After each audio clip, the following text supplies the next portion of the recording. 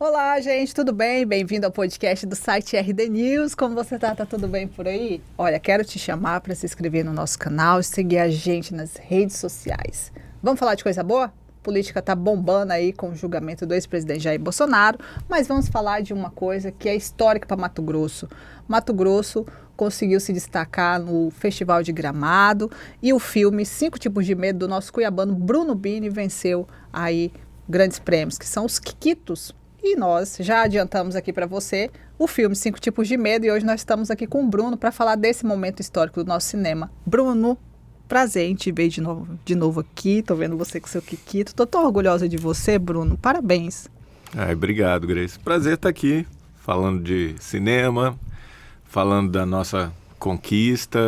Sempre um prazer, adoro conversar contigo, me chama sempre. A gente se diverte bastante, né, Bruno? É bom, é leve, é um papo gostoso. No último episódio a gente fez uns chutômetros aqui da análise do Oscar, né? E você conseguiu. Chutômetro não, as profecias, né? Profecias. E olha, se nós tivéssemos falado aí, olha, vamos ganhar na Mega Sena, Grace. Se tivesse feito, né, a cotinha. Nós tinha ganhado, viu, Bruno? Tinha boa chance. Nós conversávamos naquele episódio sobre os bastidores da gravação do filme Cinco Tipos de Medo, né? A vinda do cantor Xamã, a participação da Bela, as locações aqui em Cuiabá. E aí esse filme foi selecionado em Gramado e até eu quero aqui novamente falar sobre isso, né? O jornalista, ele precisa abrir mais espaço para o cinema, ele precisa entender mais, porque eu falo para você, eu fui pega de surpresa com a premiação, não porque não ia ganhar, não é isso. É que eu não me atentei às datas e ao cronômetro de toda essa viagem, né, que os filmes nacionais passam, as avaliações. E eu queria que você explicasse para quem está em casa, porque o filme Cinco Tipos de Medo ganhou 4 Quiquitos, não é isso? E aí, isso foi bem avaliado, então, porque teve roteiro, montagem, né? Os jurados, eles avaliam tudo isso? Sim. A própria seleção já é uma coisa muito bacana, entendeu? Pra gente, a gente já via como uma conquista. Foram mais de 140 filmes para selecionarem 6 para a mostra competitiva e a gente estava lá, muito felizes já. E o festival, como ele funciona? Ele convida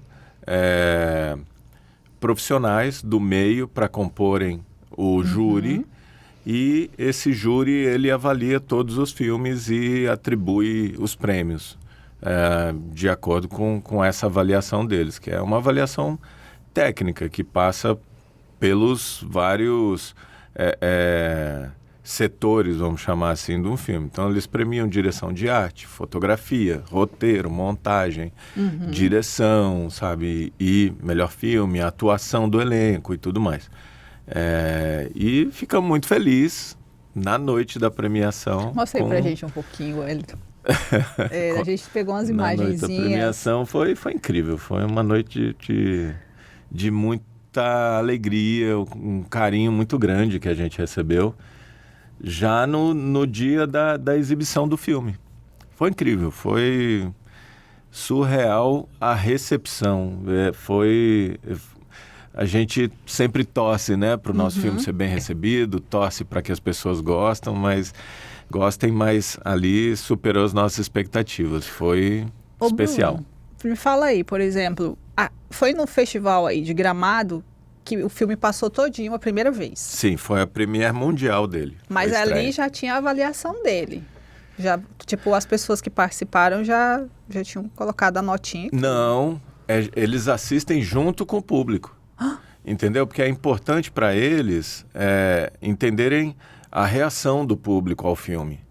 Entendeu? Se está funcionando, como é que bate, qual que é a reação, se tem uma cena, sabe, mais bem-humorada, se o público ri, se uma cena mais densa, sabe, o silêncio na sala e tudo. Então, essa percepção do júri é importante até para, sabe, ter uma avaliação mais precisa, para ver como o filme conversa, né, com as pessoas. Então o júri está lá na sala, todos eles têm o espaço deles ali e é super curioso. A gente evita até conversar com eles para não atrapalhar o trabalho, entendeu? Para eles ficarem bem à vontade para para fazer a avaliação deles de uma forma muito isenta e equilibrada.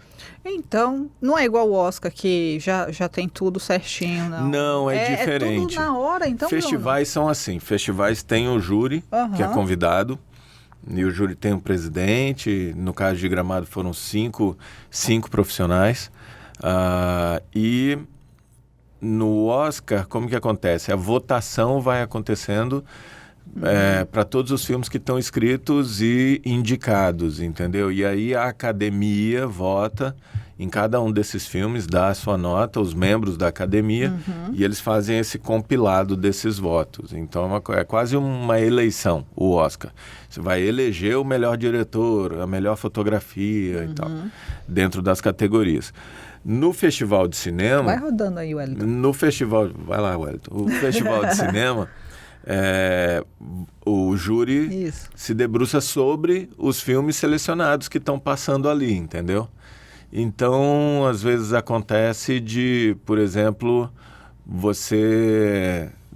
são categorias mais específicas e tal, porque às vezes dentro dos 6 filmes você poderia não ter alguma categoria, por exemplo, vamos supor que acontece, tá? Os 6 filmes, nenhum deles tem atriz coadjuvante.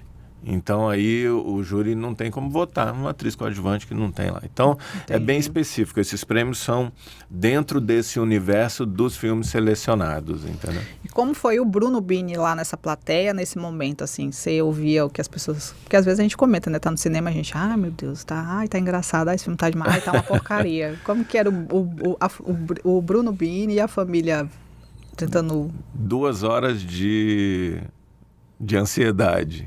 É porque a gente fica cercado pelo nosso time, pela nossa equipe, entendeu?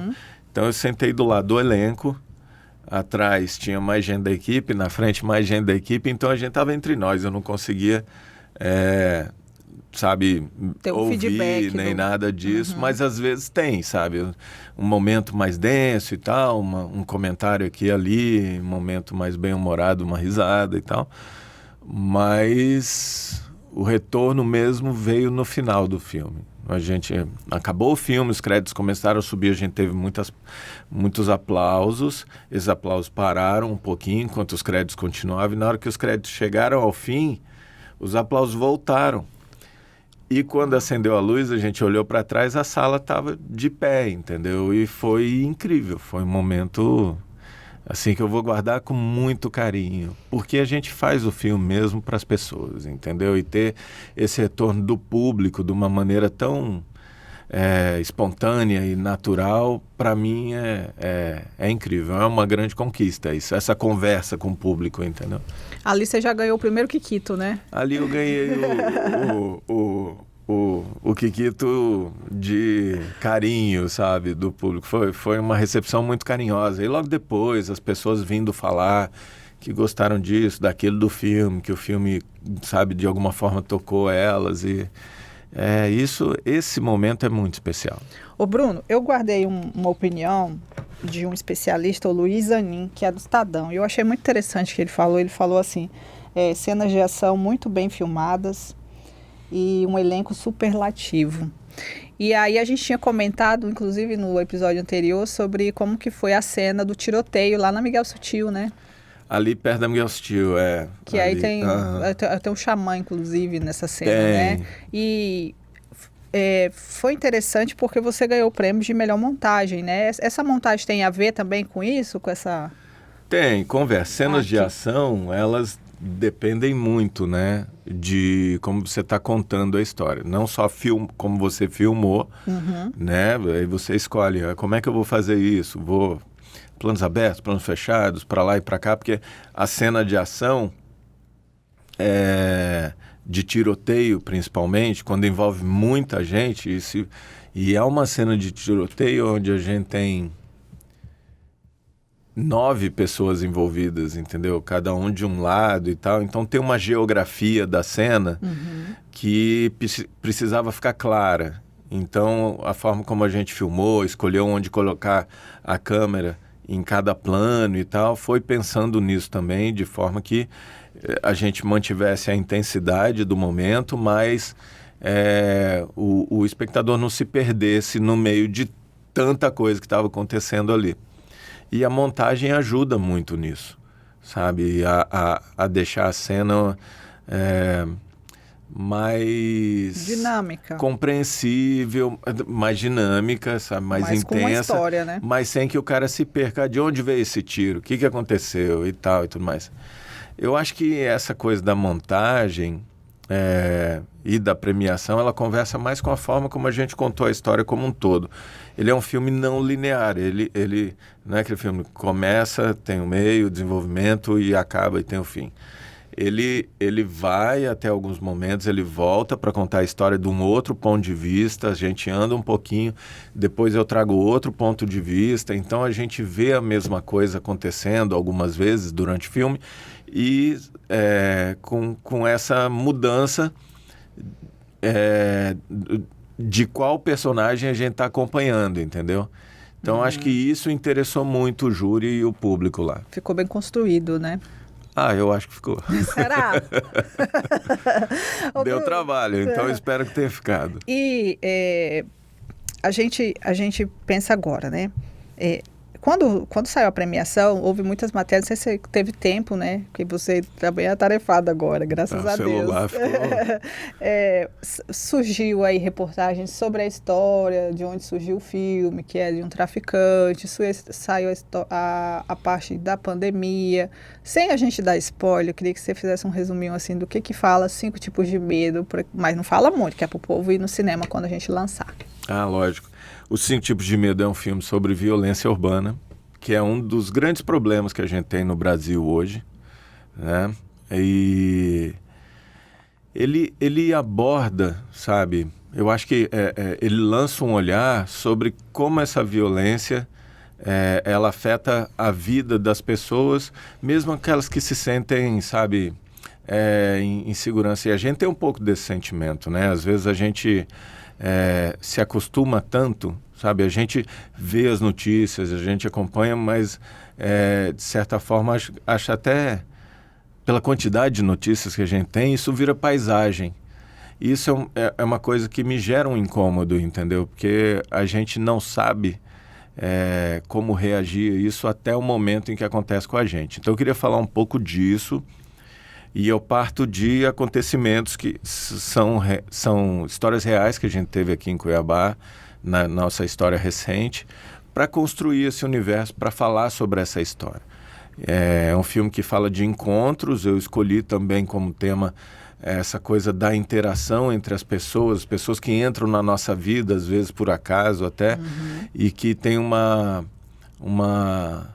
influência grande no rumo da nossa própria jornada. Então, são pessoas que começam o filme desconectadas, enquanto a história evolui. Cada um desses arcos narrativos vai se misturando, se entremeando. A gente chega no final do filme com os 5 personagens completamente envolvidos um com o outro. Então, é um filme sobre isso, sobre... a presença da violência no nosso dia a dia, enquanto sociedade.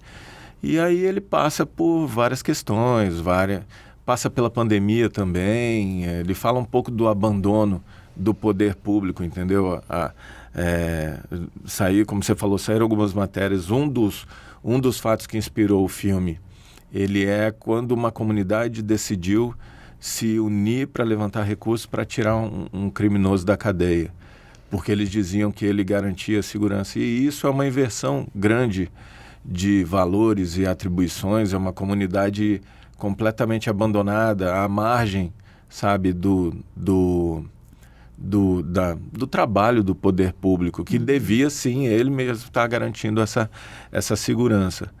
E foi uma matéria de 2007, hoje a gente tem uma outra realidade nessa comunidade, as coisas melhoraram para lá e fico muito feliz. Saiu uma outra matéria sobre a pacificação desse local, né? A pacificação do Jardim Novo Colorado. E, enfim, é um filme que tenta lançar um olhar sobre questões essenciais hoje, sabe? Para a nossa sociedade como um todo, mas mais especificamente aqui, regionalmente falando, aqui de Cuiabá. mas mesmo sendo um filme situado em Cuiabá, com uma pegada muito regional, eu acredito que ele tem uma conversa muito ampla, sabe? Muito universal com o público do Brasil inteiro. Com certeza. E você teve contato com os personagens reais principalmente dessa região do Jardim Colorado? Eu acho que é o traficante, né? Não, rapaz. não. Alguns já faleceram e tal, mas eu tive, durante a produção do curta-metragem, principalmente, a gente fez uma pesquisa, a gente esteve no bairro, a gente conversou com as pessoas, entendeu?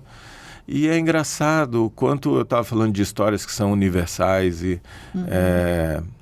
de como elas, sabe, podem encontrar eco na realidade das outras pessoas. E é muito verdadeiro isso, entendeu? Ao passar o filme em Gramado, eu vi. Aí vem gente do Rio de Janeiro conversar comigo e falar, pô, isso aqui conversa com o que a gente vive lá. Vem gente de outros estados do Brasil também e fala, pô, isso aqui é muito real e tal. Então é um pouco disso, sabe? Eu acho que existe esse aspecto com o nosso... É uma história contada com o nosso molho cinematográfico regional, a nossa realidade, o nosso sotaque, mas que realmente conversa de uma forma muito forte, sabe, com o Brasil como um todo. E aí nós tivemos a premiação do Xamã, que ele, inclusive no discurso dele, ele agradeceu muito você, porque ele disse que você teve um olhar diferente para o talento dele, porque ele não era ator, né? Você que viu isso nele. O Xamã... Ele era ator, ele só não sabia, entendeu? Que bonitinho. Ele tinha feito um filme para o streaming, e aí a gente estava no processo de seleção e veio do produtor de elenco a sugestão do nome dele. Inicialmente eu falei, será? Mas ele é da música e tal. E aí pedimos um teste, ele fez o teste, eu achei incrível o teste. Falei, caramba, tem muita coisa boa aqui. Aí marcamos uma conversa, a gente fez um call, conversamos. E aí eu pedi algumas coisas mais específicas para ele colocar no teste dele. Ele fez um segundo teste. Quando chegou o teste, tive certeza, esse cara vai arrebentar. E ele trouxe muita coisa interessante. Ele descobriu, paralelos da história dele com a história do personagem, sabe? E que tiveram rumos completamente diferentes, mas que poderiam estar conversando. E trouxe nuances de interpretação muito interessantes. Xamã é um cara muito talentoso. Eu considero ele um artista completo, sabe? Ele tem uma carreira já consolidada na música, está abrindo seus caminhos no cinema, no audiovisual. Eu acho que ele tem um fogo artístico, entendeu? Uma chama criativa que permite a ele performar dessa forma, entendeu? Ele é um cara que eu vejo como um artista com ar maiúsculo. Se eu der um pincel para ele, sai um quadro, entendeu? Então e é um cara que é incrível, super querido, super acessível, dedicado, sabe? Estudou o roteiro, na preparação mergulhou com os artistas locais também, que fazem parte do núcleo dele, criou conexões importantes. Então, um cara assim de coração gigantesco e estou muito feliz com o sucesso dele. E ele ficou muito grato por você. A Bela, que é a nossa cuiabana, né, também está no filme. E, Bruno, até né, na época eu ia perguntar isso para você, mas não estava tanto assim. A Bela está sendo muito criticada, né, na novela e tal.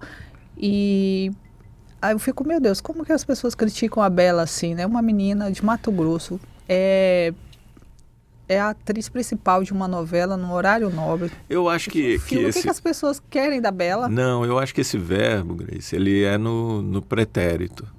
Eles criticaram. Mas a Bela conseguiu mostrar, sabe, com o trabalho que ela vem realizando, a potência dramática dela. Tá todo mundo assistindo a novela. A personagem dela já é, sabe, tem uma marca popular muito forte. As pessoas falam da Maria de Fátima mais do que falam Bela Campos.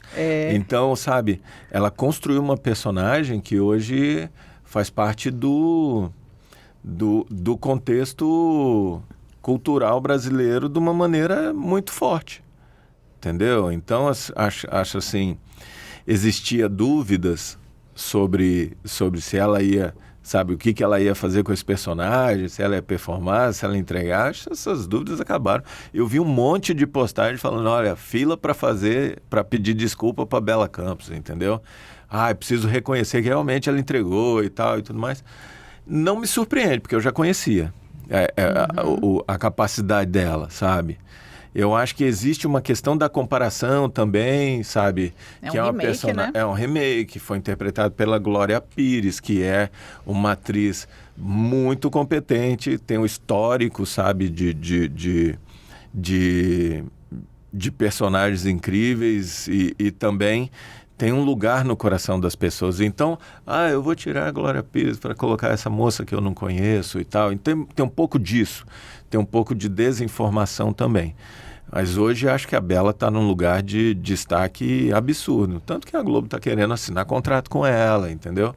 E ela é uma artista que, para além da capacidade dramática que ela tem enquanto atriz, ela sabe o lugar dela enquanto uma influenciadora de verdade. Ela é uma influenciadora de verdade, não só por conta das redes sociais e tal e tudo mais, mas ela entende o papel dela enquanto uma atriz, uma artista que ocupa um espaço muito importante. Sim. Entendeu? Então ela como mulher, ela fala como cuiabana, ela entende qual é o impacto de um post dela, de um posicionamento que ela tem, entendeu? Então ela usa essa vitrine, por exemplo, o que ela tem feito.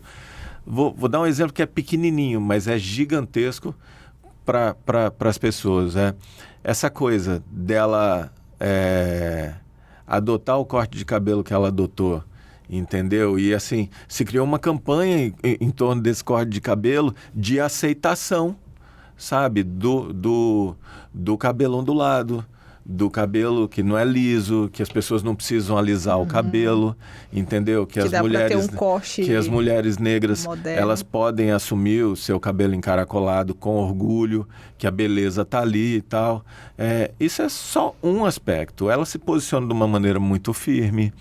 Ela, sabe, durante a filmagem, ela trazia questões importantes para o nosso contexto aqui narrativo, para a nossa história e tal, e trouxe inputs muito valiosos. Então, acho que a Bela, ela, apesar da pouca idade, ela já está demonstrando que ela tem uma capacidade como atriz, até porque quem for ver o filme vai ver uma personagem completamente diferente da Maria de Fátima. Isso mostra o alcance da capacidade interpretativa dela, de uma patricinha fútil e tal e tudo mais, para uma mulher super guerreira, que é o caso da Marlene em 5 Tipos de Medo.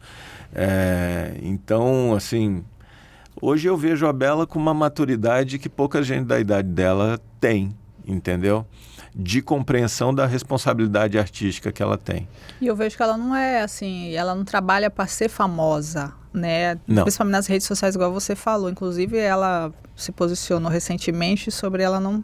Tinha uma entrevista, vieram perguntar bobagem para ela, um canal de fofoca, e ela falou que ela não ia conversar sobre a fofoca, né? Quer dizer, sobre trabalho ela conversa, né? Então ela usa isso muito a favor dela mesma. Você tem razão. Personalidade, né? E torço muito por ela. Acho que ela merece o sucesso que ela está tendo e eu torço para ela. E está trabalhando muito, né? Mais. Porque ela tem o filme, tem a novela, né? Tudo ali ao mesmo tempo.